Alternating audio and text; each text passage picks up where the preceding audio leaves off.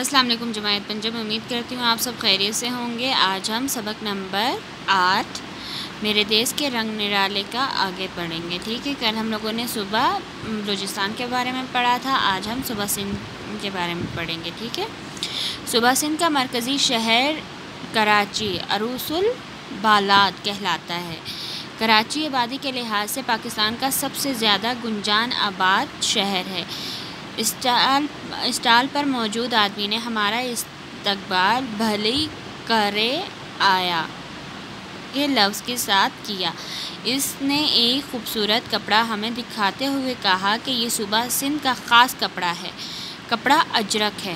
اجرک ہاتھ سے چھپا ہوا سرخ اور نیلے رنگ کا کپڑا ہوتا ہے۔ سندھی ٹوپیاں اپنی خوبصورتی میں سب سے الگ ہوتی، یعنی کہ وہ بلوچستان کے بعد پھر صوبہ سندھ کے اسٹال کی طرف چلے گئے۔ تو اس کا جو شہر کراچی جو مرکزی ہے دارالخلافہ جو ہے وہ کراچی ہے صوبہ سندھ کا، تو اس کو عروس البالات کہتے ہیں، ٹھیک ہے۔ اور یہ پاکستان کا سب سے پہلے دارالحکومت بھی تھا، اور کراچی جو ہے پاکستان کا سب سے زیادہ جس میں آبادی پائی جاتی ہے وہ والا شہر ہے۔ تو اس میں جو اسٹال پر جو موجود آدمی تھا اس نے ان کا کس طرح استقبال کیا؟ بھلی کرے آیا کہہ کر اس نے ان کو خوش آمدید کہا۔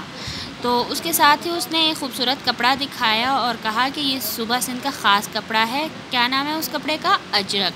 اجرک ہاتھ سے چھپا ہوا سرخ اور نیلے رنگ کا کپڑا ہوتا ہے۔ سندھی ٹوپیاں اپنی خوبصورتی یعنی کہ خوبصورتی میں سب سے الگ تھی۔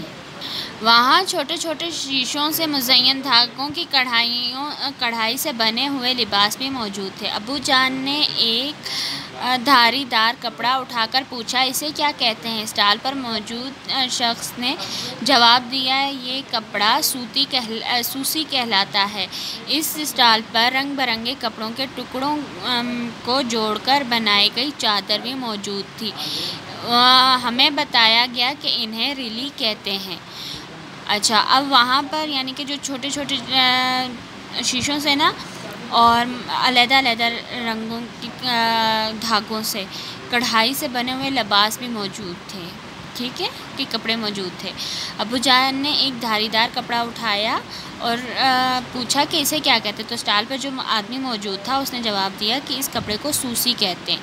تو وہاں پر ایک رنگ برنگی کپڑوں کے چھوٹے چھوٹے ٹکڑوں کو جوڑ کر چادر بنائی گئی تھی۔ تو ادھر آدمی سے پوچھا کہ اسے کیا کہتے ہیں؟ تو اس نے کہا کہ اسے ریلی کہتے ہیں۔ میں اور بھائی اپنے وطن کے خوبصورت اور نرالے رنگ دیکھ کر بہت محظوظ ہو رہے تھے۔ کڑھائی میں حیدرآباد کی مشہور بلا مچھلی تلی جا رہی تھی، جس کی خوشبو سے میرے منہ میں پانی بھر آیا۔ یعنی کہ وہ اور اس کا بھائی دونوں بہت خوش ہو رہے تھے یہ جان کر کہ اپنے وطن کے خوبصورت رنگوں کے بارے میں، ٹھیک ہے نا، نرالے جو رنگ تھے ان کے۔ تو اور ادری ان کے پاس صوبہ سندھ کا جو اسٹال تھا، ادری کڑھائی میں حیدرآباد کی مشہور ایک مچھلی ہے بلا مچھلی، وہ تلی جا رہی تھی، جس کی وجہ سے اس کے منہ میں پانی بھر آیا۔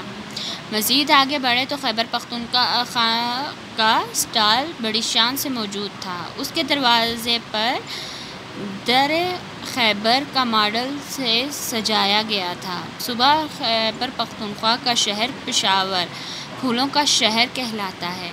وہاں موجود آدمی نے بخیر راغلی کہتے ہوئے ہمیں خوش آمدید کہا اور بتایا کہ پشاور کا قدیم بازار قصہ خوانی بازار ہے۔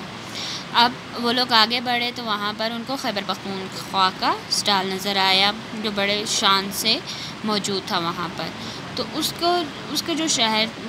کا جو دروازہ تھا اس کو در خیبر کے ماڈل سے، یہ جو آپ کو پکچر نظر آ رہی ہے اس سے ایسا ماڈل بنا کر سجایا گیا تھا۔ تو صوبہ خیبر پختونخوا کو کون سے شہر کہتے ہیں؟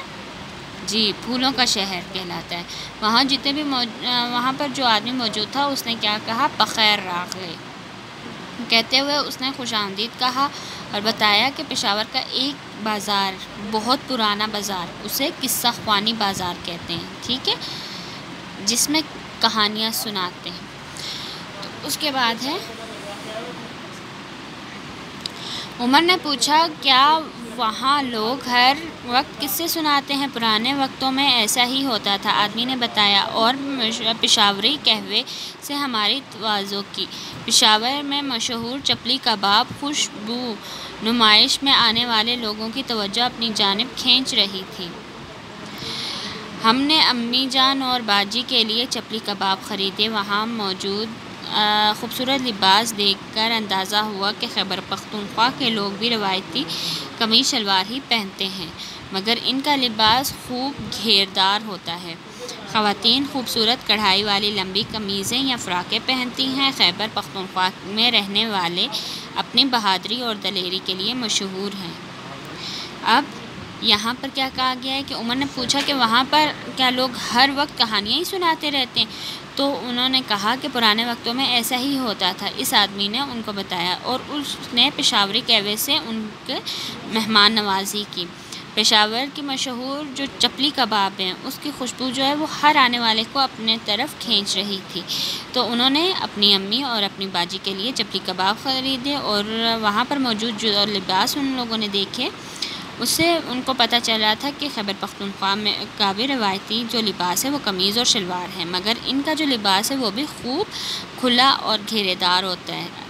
تو خواتین جو ہے کڑھائی والی لمبی قمیضیں یا فراکیں پہنتی ہیں،